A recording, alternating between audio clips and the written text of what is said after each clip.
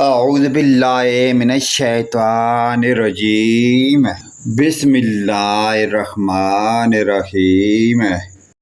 پیارے دوستوں، آج ہم آپ کو فرض نمازوں کے بعد جو دعائیہ کلمات پڑھے جاتے ہیں وہ آج ہم آپ کو سکھاتے ہیں۔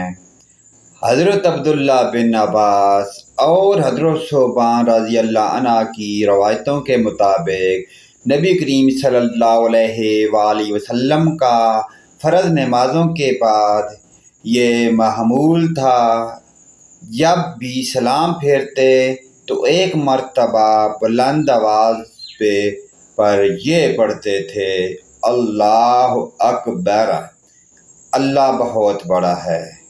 پھر 3 بار یہ پڑھتے، استغفر اللہ، اللہ سے بخشش مانگتا ہوں۔ پھر یہ دعا پڑھتے، اللہم انت السلام و منک السلام تبارکتا یا ذا الجلال والاکرام۔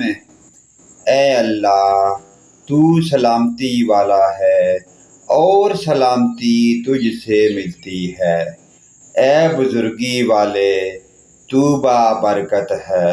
اس پیاری دعائیہ کلمات کو اپنے دوستوں، بھائیوں، رشتہ داروں اور والدین کے ساتھ شیئر کریں۔